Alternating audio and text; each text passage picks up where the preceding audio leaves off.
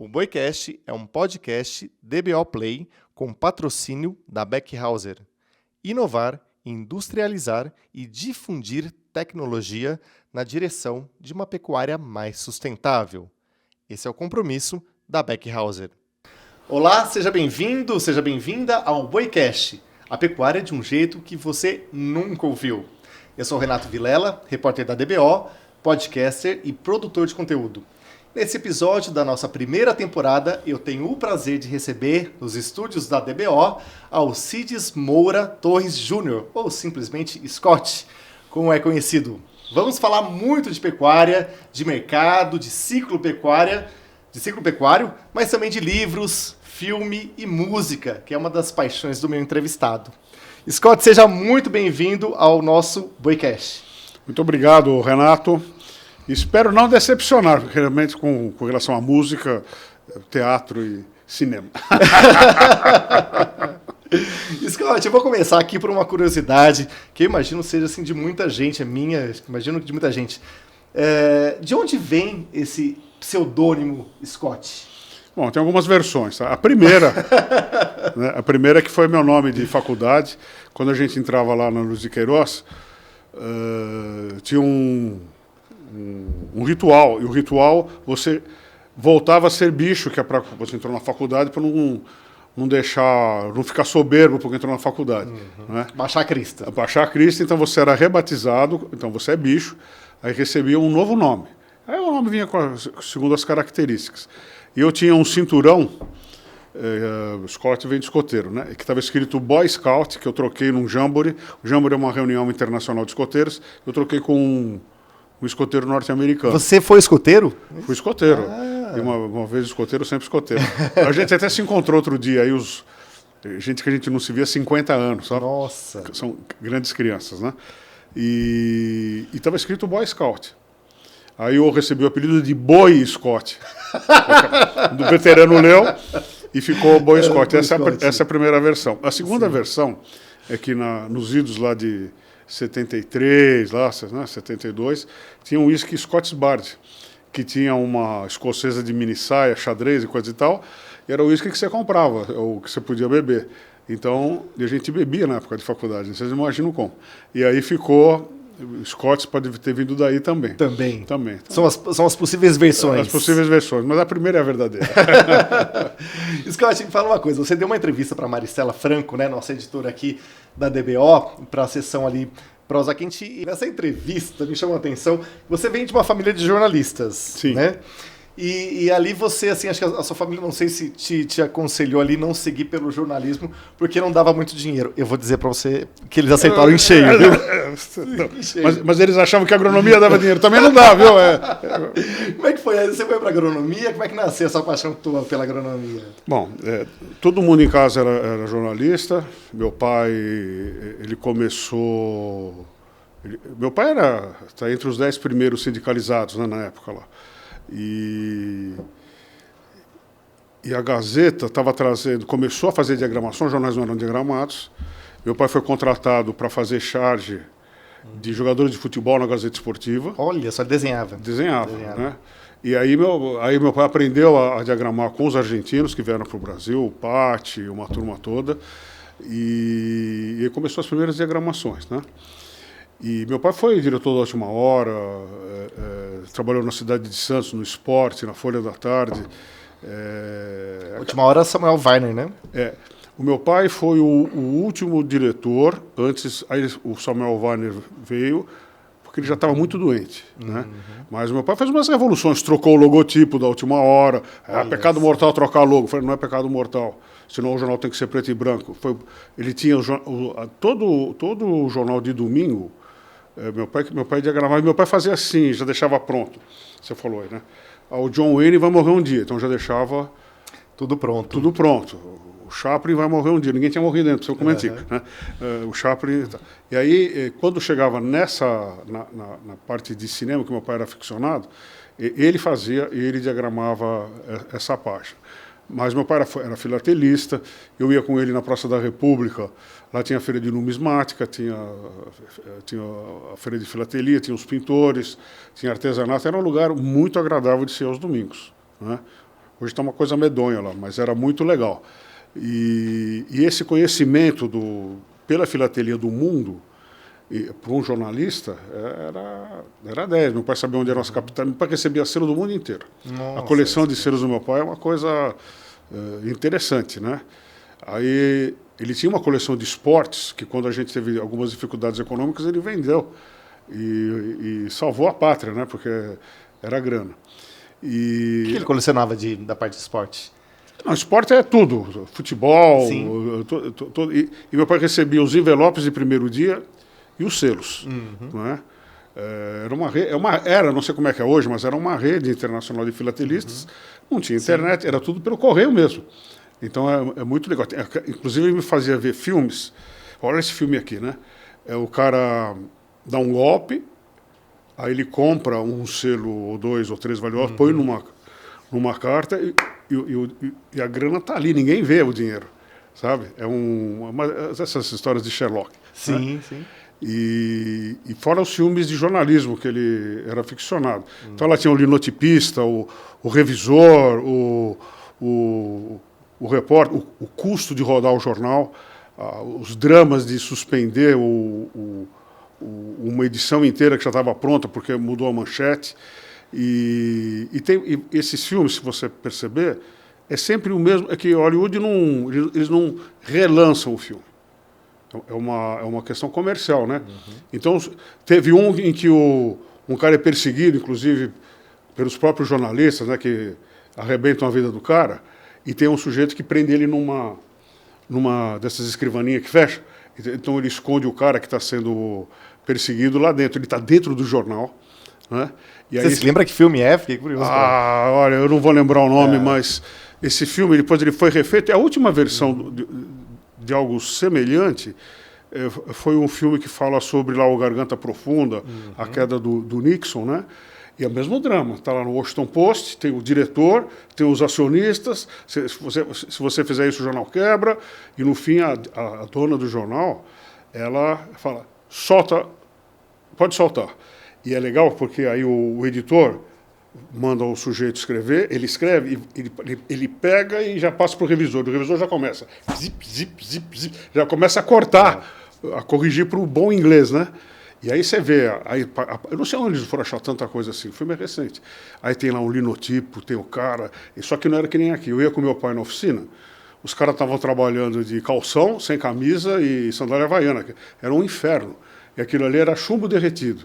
E o meu pai falava assim, ó, esses caras são os mais cultos do jornal, porque além deles lerem todos os jornais, na época a Folha tinha 10, 11 jornais, sei lá, eles leem de trás para frente.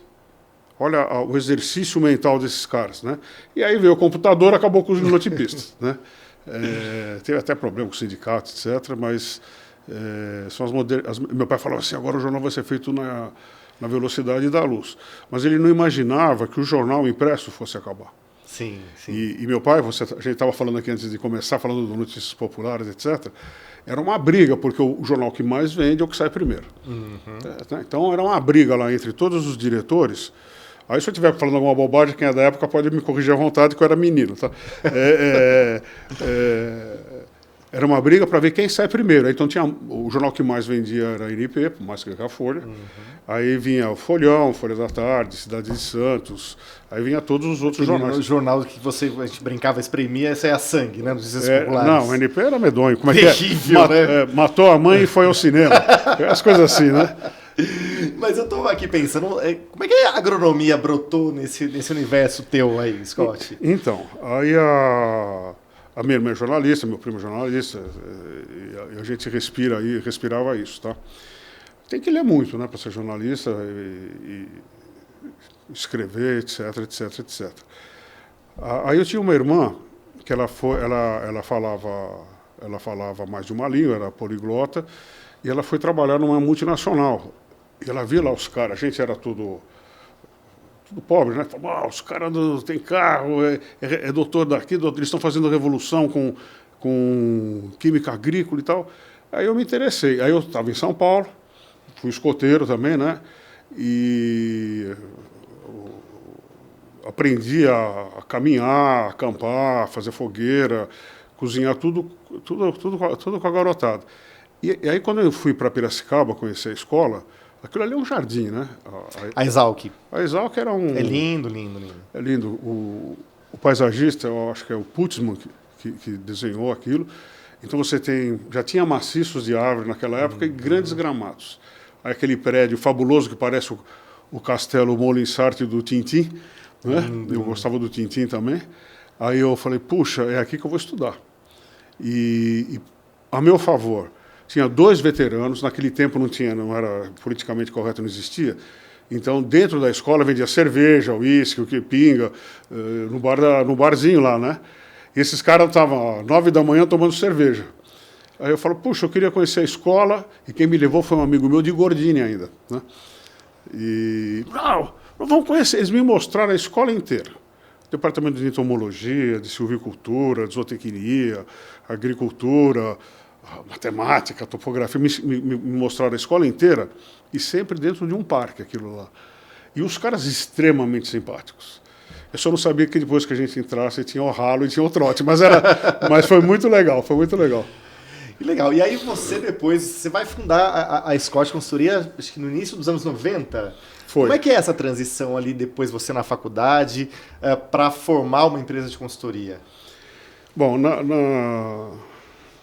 na faculdade, Piracicaba era uma cidade menor e a vida universitária era no centro acadêmico.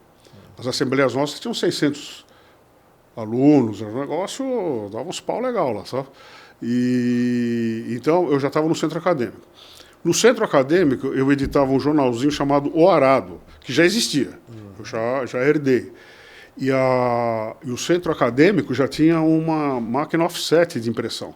De vanguarda, meu. Já imprimia. Tinha as porcarias de mimeógrafo a álcool ainda, mas já tinha uma bela impressora. Foi a companhia... Mimeógrafo a álcool, agora você me levou para a 8ª série. Eu lembro nas provas que você passava no mimeógrafo, saía até com cheiro de álcool, aquela coisa toda, né? E o nosso jornal era quinzenal. Pessoal aqui, só do estúdio aqui, depois vai ter que ir no Google para procurar o que é mimeógrafo. Eles não sabem aqui, viu? O que é.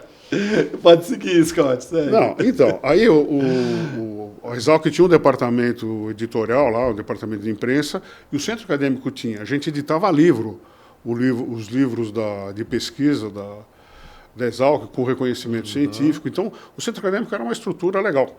Tinha pibolim, ping-pong, atlética é mais velha do que o centro acadêmico, tinha rugby, beisebol, futebol, era pujante. Você não tinha que fazer, você ia no centro acadêmico, aí tinha todas aquelas brigas todas da década de 70 lá, e eu fazia o jornalzinho. E o jornalzinho, aí você acha um cara que desenha bem, que faz charge, um cara que escreve bem. Então a gente tinha que viabilizar o jornal, então a gente saía atrás de patrocinadores, né? E o jornal dava lucro. Então a gente conseguia, claro que para o nosso padrão, que é quase zero de grana, então o que dava... Estudante, né? Dava estudante, né? Então a gente já fazia um jornalzinho, já tinha ideia, a gente já percebia lá que o que vende o jornalzinho é a manchete e não tanto o material. Então a gente começou já a caprichar nas manchetes, não tinha fotografia, mas a gente já caprichava nas manchetes, etc, etc. Aí foi fácil, depois, quando eu fui para eu trabalhei com agronomia clássica, né? Eu abri fazenda, trabalhei em multinacional, trabalhei com disseminação de tecnologia, com fomento, e chegou um determinado momento, você vai para o mercado. E quem me induziu ao mercado é um colega, o Vitor Neme, falou, você fica viajando... Da FNP. Da FNP. Então ele é o culpado. Tá? Você fica viajando, feito um jeca aí, a gente estava lá derrubando floresta, e assim, ó, não tinha internet, aí à noite você escrevia, né? Eu escrevi para um amigo assim, os antigos tinham razão, o mundo é plano, daqui para frente não tem mais nada, a floresta ia daqui até o Caribe, não tinha nada mesmo, era floresta, e é plano, né? E a gente escrevia carta, um amigo meu guardou essas cartas todas. E aí outro dia ele... Que demais! Aí nós ficamos... Hoje, esse é um problema, a internet, porque você não registra mais nada. Eu escrevo uma carta para você, você guarda e deleta. deleta, tá?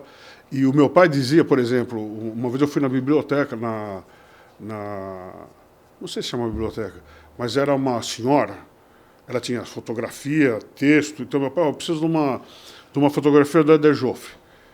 Ela pegava e você tinha que devolver para o arquivo, arquivista lá. Né?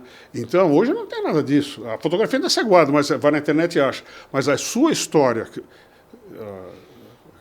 carta de amor, sumiu. Sumiu isso. Sumiu. Então, isso é uma pena, quer dizer, tudo tem um ponto e um contraponto, né? Esse é o contraponto dessa tecnologia. Está muito está muito fácil, está muito na mão, a gente acaba não... Todo mundo fotografa muito e joga muita fotografia fora. Não tem história. A não ser um desses caras manicaca que arquiva tudo, etc. Mas, são poucos. São poucos. E muda, né? Você guarda vou usar um termo antiquado, Winchester. Aí o Winchester enche, você passa para outro. Aí você percebe que você vai ter que ter um custo. Aí você usa o armazenador na nuvem. Só que tem que pagar. Aí você esquece de pagar, Deus. É isso aí. Exato, se perde.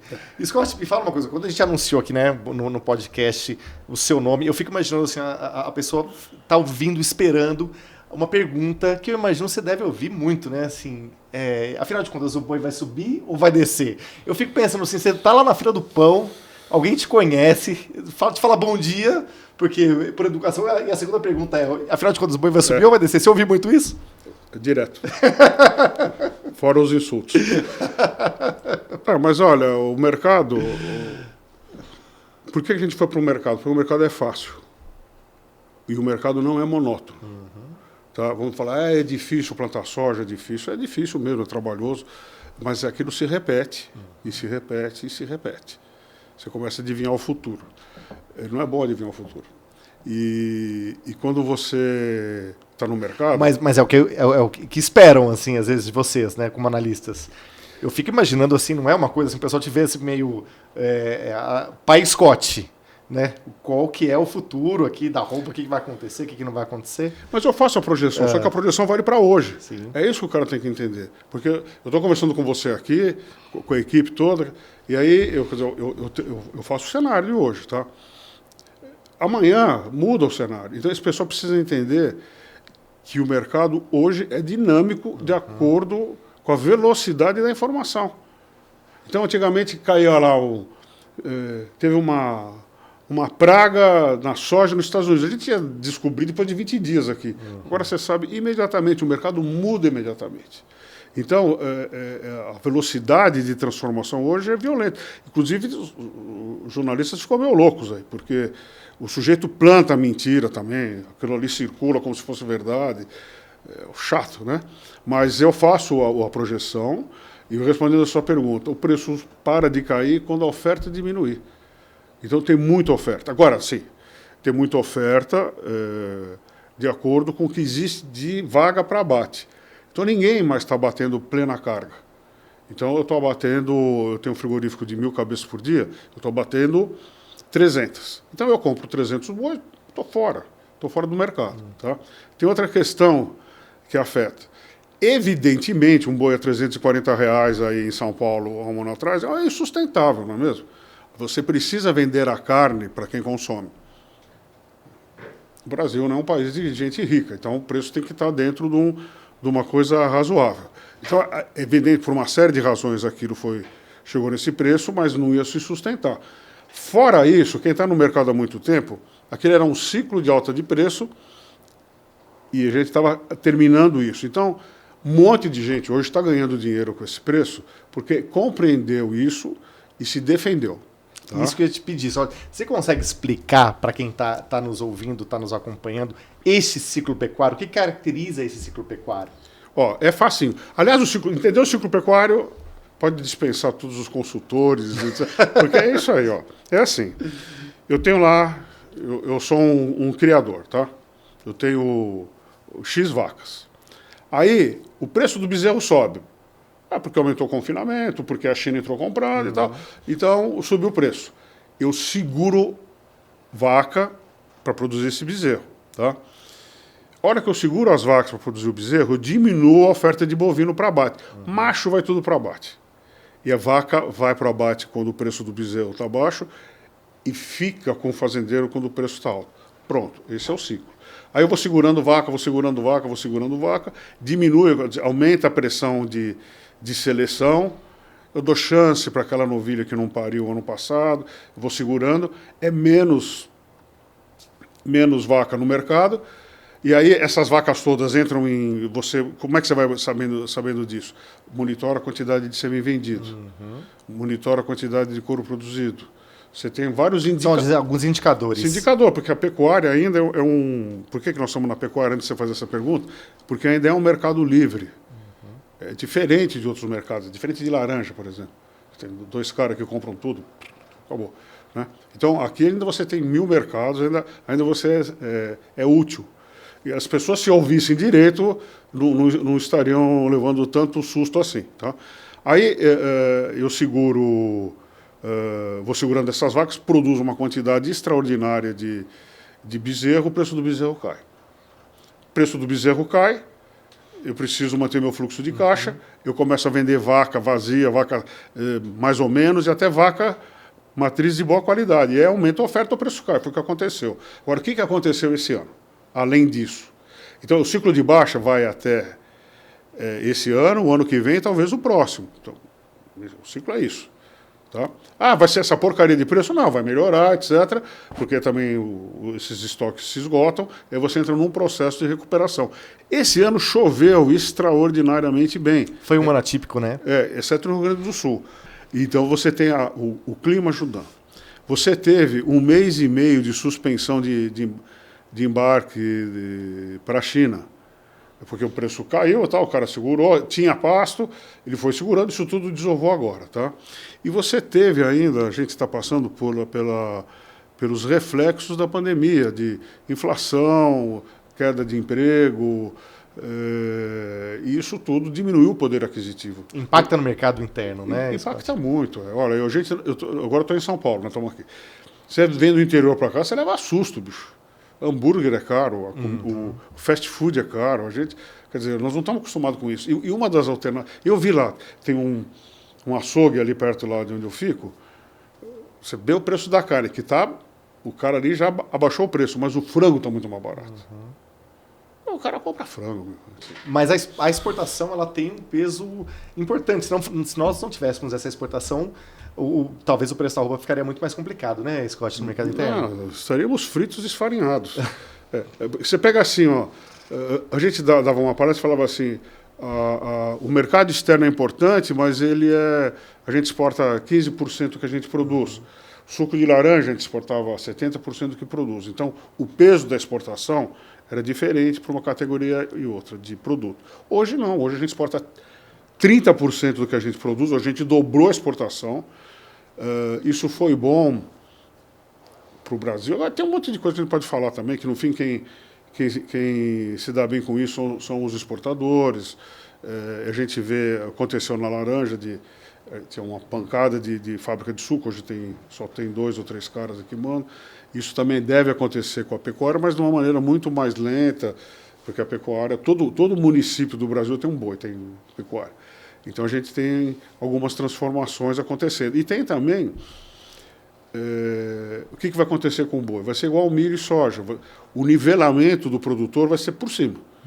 Então aquele cara que tem alta produtividade por hectare de milho, alta produtividade de soja, de sorgo, de algodão e de boi.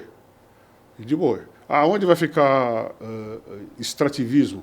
Nas áreas de semiárido, Pantanal, Pampa, onde você nem pode mexer nessas áreas. Então tem que ser... Quer dizer, o caminho de intensificação, né, Scott? A gente comentava antes do podcast aqui no estúdio, esse mercado também, a exportação, a China teve um impacto muito importante nesse sistema de produção brasileiro, né? Ela encurtou, né, este ciclo, ao exigir, né, esses bois abatidos até os 30 meses, ela forçou o produtor a ser muito mais eficiente no seu sistema de produção, né?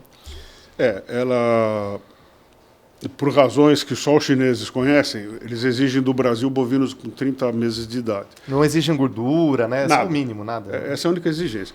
Só para o Brasil. Os Estados Unidos não tem isso, a Argentina não tem isso, o Uruguai não tem isso, a Austrália não tem isso, é a gente. Bom, acho que eles não confiaram no nosso sistema sanitário. Tá? Por que 30 meses? Porque essa doença da vaca louca típica. Não, a doença da vaca louca típica, ela não se manifesta em bovinos jovens. Pronto. Perfeito. Então está garantido. Porque é uma desorganização cerebral, né? O prion. Então esse é o lado ruim. Qual é o lado bom? O lado bom é esse. Há anos a extensão rural tenta falar para o pecuarista que ele precisa produzir mais por hectare, que ele precisa perseguir a precocidade. Hoje você tem a pressão ambiental, um boi que eu abato mais cedo emite menos gases de efeito estufa, etc. Então isso foi bom. Por tabela, né? Por tabela. Então, quer dizer, amém, ótimo, legal. E esses pecuaristas, que já não são muitos, tá? Que abatem com 6 anos, 7 anos, 8 anos, eles no mínimo estão levando um grande prejuízo, porque a oportunidade de ganho, e aí fica muito tarde. Aí você pega toda essa turma, que a gente, uma das características da pecuária brasileira é a juventude, são jovens, esse pessoal já manjou. Então, como é que ele vai brigar com um fazendeiro que produz 3, 4, 5 vezes mais por hectare? Então esse cara ele precisa correr, porque a concorrência é entre os pecuaristas. E o mercado vai precificar a arroba ou a unidade pela maior produtividade, não pela menor produtividade. Entendeu? É assim que acontece. Se eu produzir só 10 sacos de milho por hectare, beleza, eu vou receber o mesmo tanto daquele cara que produz 1.000. Tá? Sim. É isso aí. Bom, a gente vai para um rápido intervalo, um breve intervalo, com o oferecimento da Beckhauser, patrocinadora do Boicast. Inovar, industrializar e difundir tecnologia na direção de uma pecuária mais sustentável. Esse é o compromisso da Beckhauser. Pioneira no desenvolvimento e criação de tecnologias que tornam a contenção bovina cada dia mais segura, a Beckhauser completa 50 anos, com a certeza que o bem-estar animal e humano é um único caminho para que tenhamos uma pecuária sustentável. E é por isso que neste ano inauguramos a mais moderna fábrica do mercado, um espaço altamente produtivo, onde seguiremos agregando ainda mais valor e produtividade nas fazendas do Brasil e do mundo. Beckhauser, seu resultado passa por aqui. E voltamos com o Scott ao som de jazz, pois quem já foi num dos eventos promovidos pela Scott Consultoria, um dos momentos mais aguardados ali é o coffee break, né, Scott? Porque assim, além da a comida é maravilhosa, você sempre tem um jazz ali, uma música. Outro dia eu fui perguntar, né, eu que vou com alguma frequência nos eventos, assim, mas quem que é o curador aqui dessa parte musical? Aí eu descobri que é você. Quer dizer que você gosta de jazz. Fala um pouco desse outro lado seu, além da pecuária, além do mercado, esse lado da música, Scott. Olha, vamos lá. Eu gosto de música, de maneira geral, né? Então, nos nossos eventos, são eventos intensos, palestra de 20 minutos, o cara despeja uma enxurrada de informação, o cara precisa ficar fazendo conta, entra em pânico no meio da... Não estou fazendo isso, preciso fazer... Né? E a hora que você sai, tem que ter uma música, porque é matemática a música. Né? Então você tem aquela música massageia o seu cérebro. Então a gente tem o jazz, tem o chorinho, a gente leva uma turma de chorinho excelente, leva a turma de blues também, muito, muito bons, leva o pessoal de bossa nova, de música popular brasileira. Eu não sei se é possível essa separação, tá?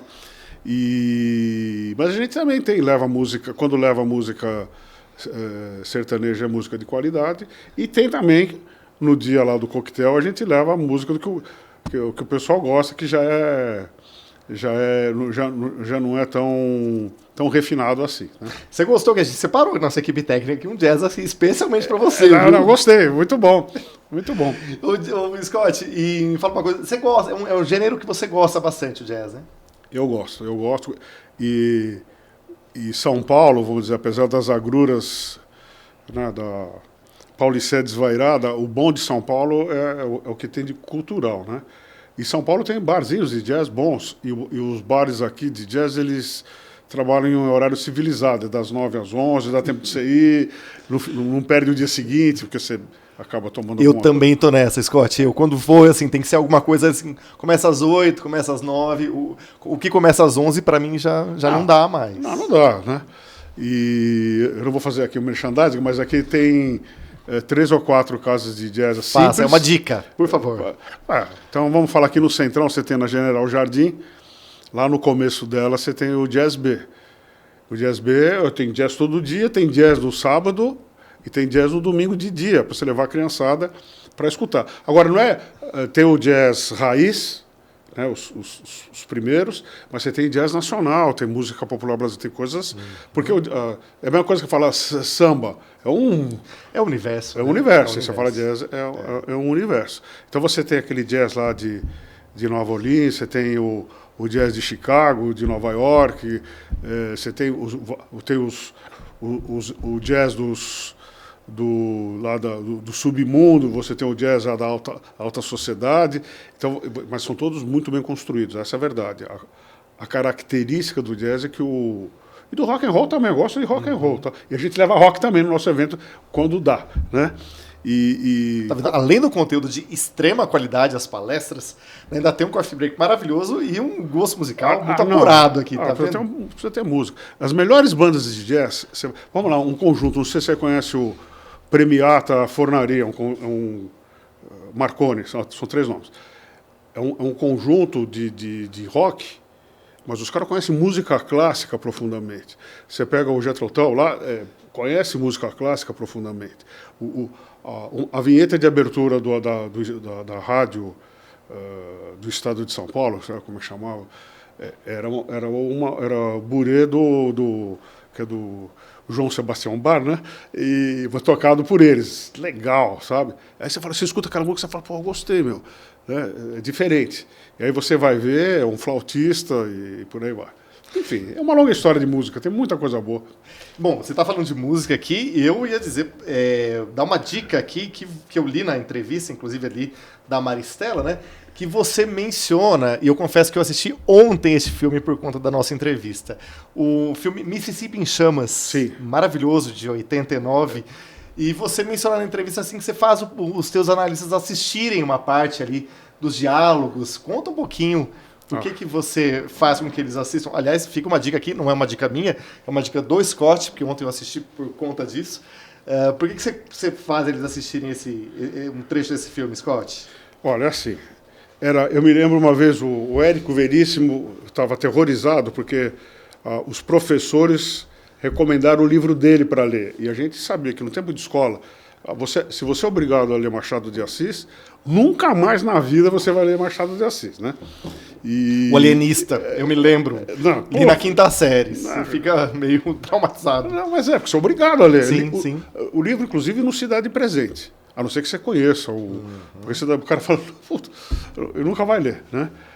Então você precisa conhecer muito a pessoa para dar música, enfim. Mas eu sugiro, não é obrigado, viu?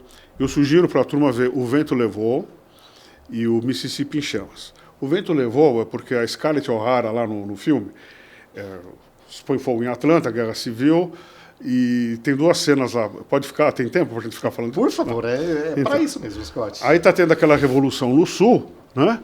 E os fazendeiros do Sul, eles fazem uns bailes para arrecadação, e todos aqueles voluntários, oba, vai ter um baile na Casa Grande, vou lá, né, meu? Aí os caras eles são expulsos da festa. Então a filha do fazendeiro leva os caras você é ralé, o que você está fazendo aqui? E aí tem outra festa e essa moça convida eles de novo, o cara fala assim, ó, a primeira vez a gente é inocente, a segunda vez é otário, eu não vou lá, né? Então, para a turma do escritório, assim, e a Scarlett O'Hara fala assim, ela está cheia de problemas, que os escravos vão lutar, inclusive, pelo Sul, né?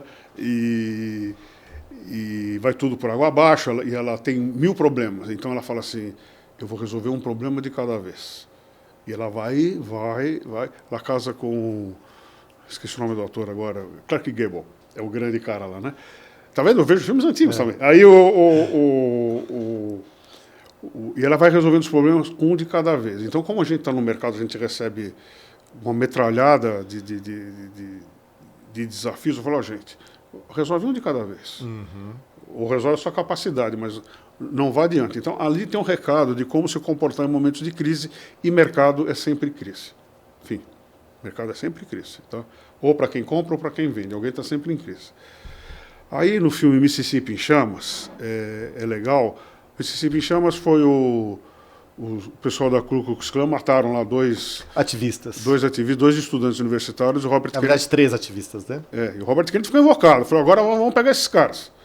Se encheu, né? Tanto é que assassinaram o Kennedy e depois assassinaram o Robert Kennedy, né? Eu acho que mais por motivos... foram os russos. Não foram os russos. Foram os...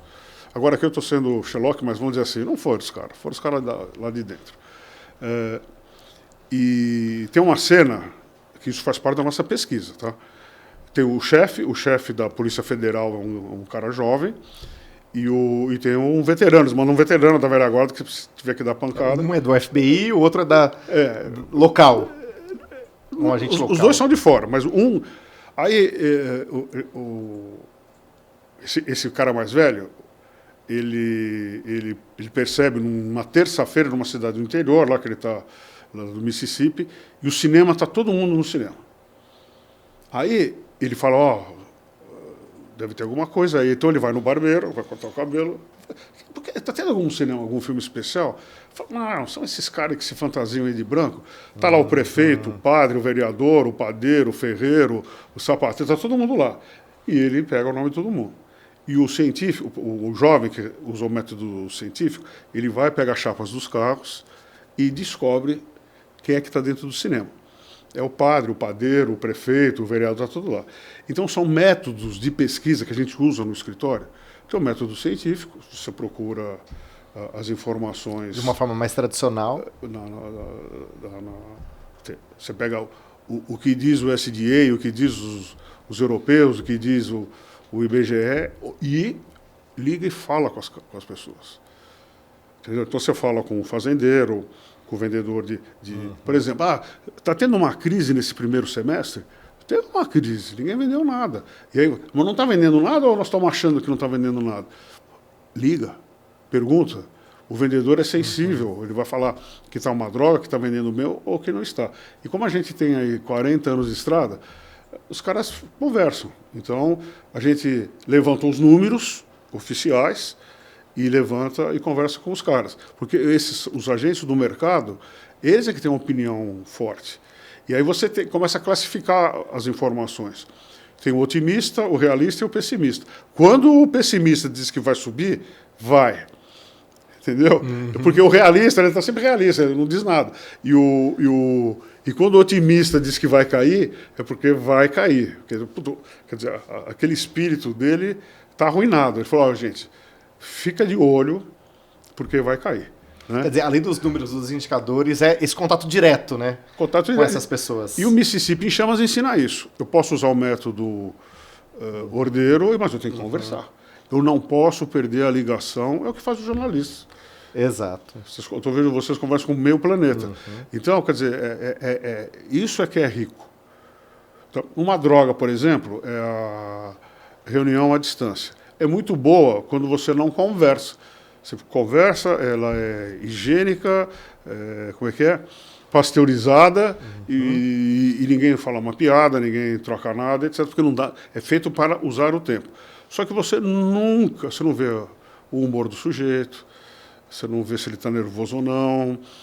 Você não tem essa proximidade. Não né? tem. Não tem essa proximidade. Então, quer dizer, a gente usa a reunião à distância, quando a reunião é para ser uma reunião regular. Agora, para eu saber sobre o mercado, para eu saber sobre o que está acontecendo com o desmatamento, etc., eu preciso conversar com as pessoas.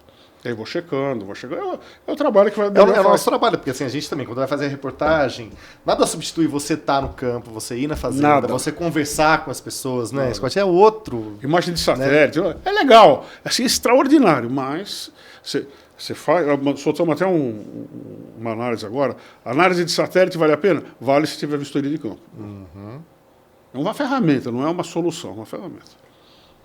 Scott, tem algumas frases aqui que me chamaram muito a atenção. Você vê que eu me pautei um pouco pela entrevista da Maristela, né?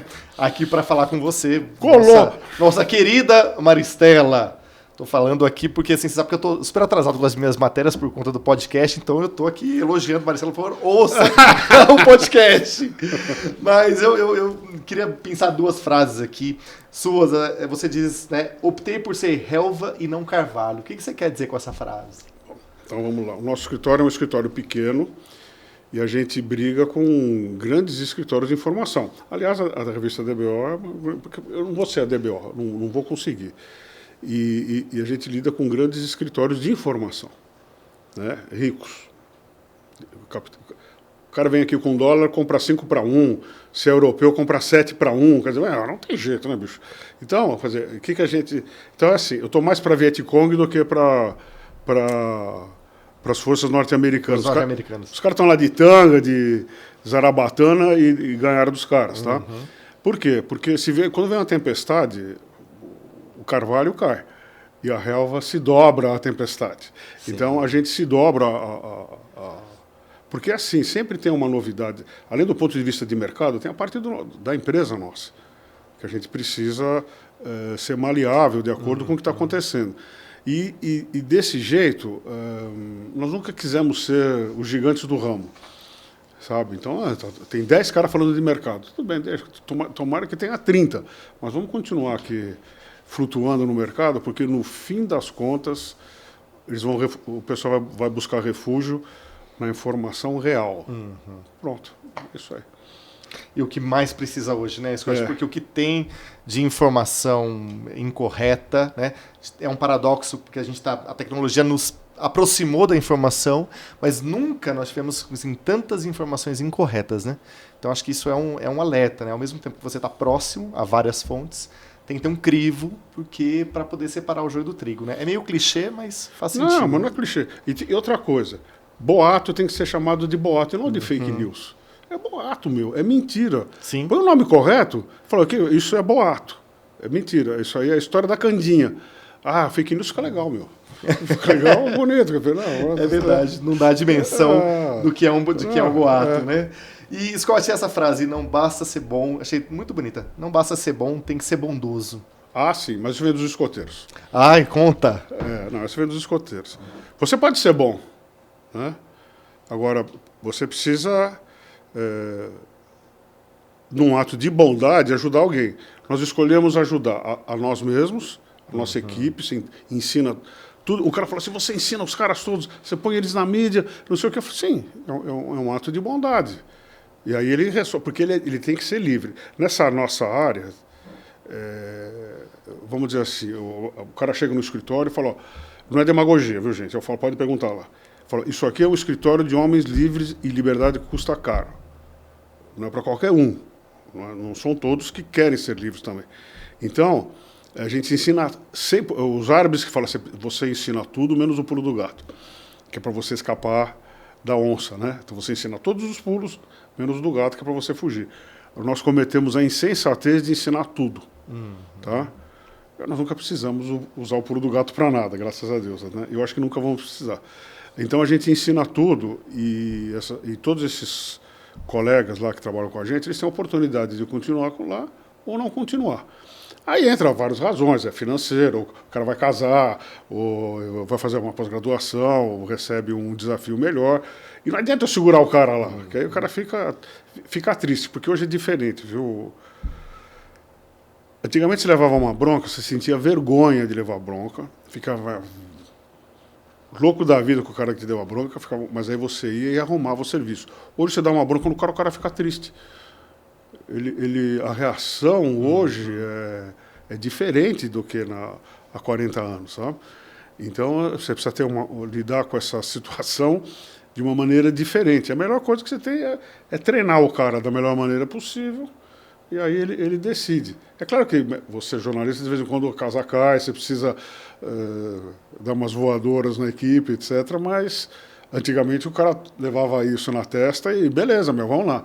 Hoje o cara fica triste, meu.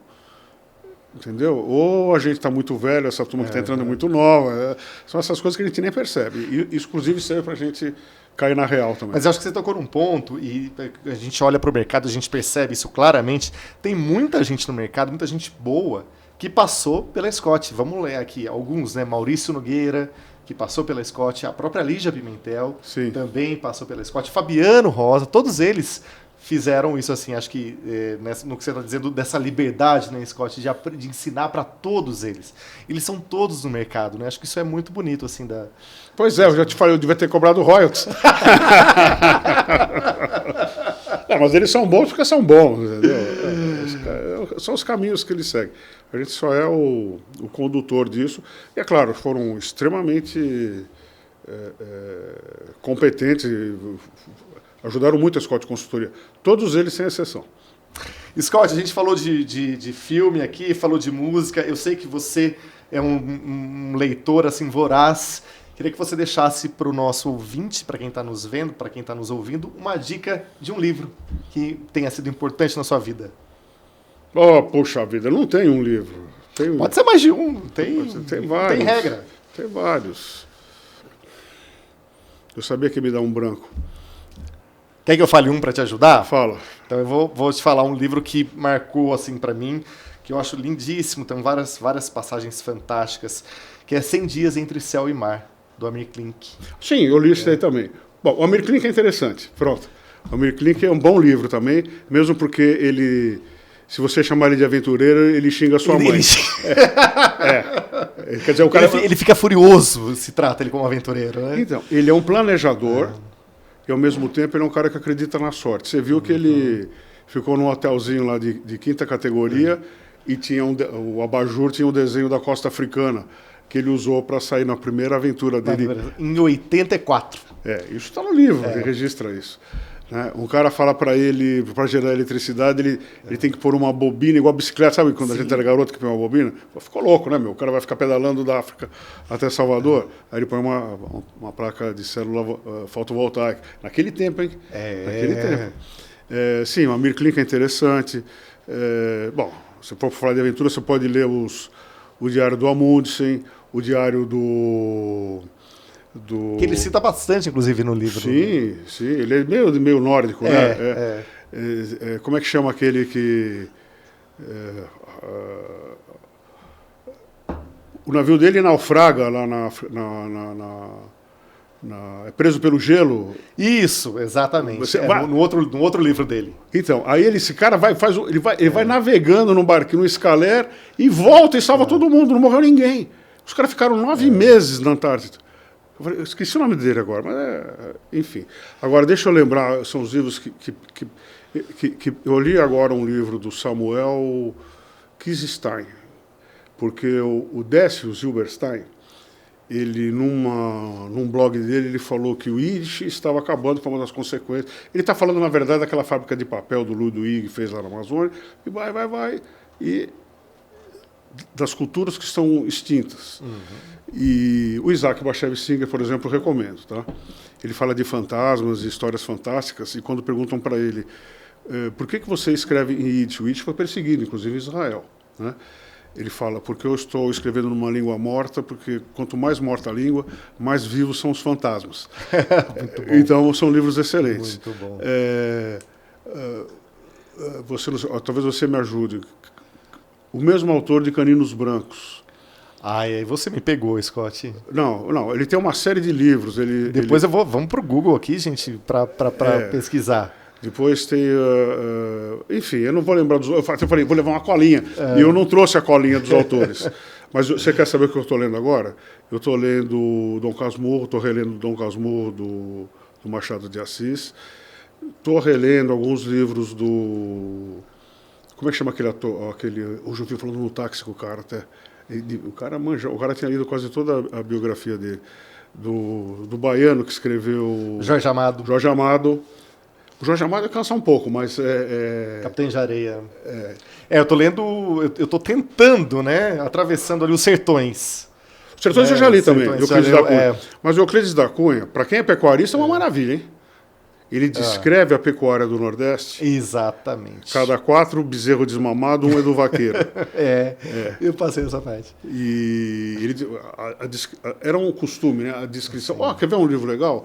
O Sir Richard Burton, o espião inglês. Ele esteve no Brasil. Ele foi o primeiro branco a ir para Meca. Ele foi um dos descobridores, junto com o Speck, da nascente do Rio Nilo. Vale a pena ver, esse cara é bom. E ele, no fim da vida, uma grande perda, ele reuniu na Índia um monte de relatos de sexo, pornografia e tal. E a dona Isabel, que era a mulher dele, quando viu aquilo, pôs fogo em tudo.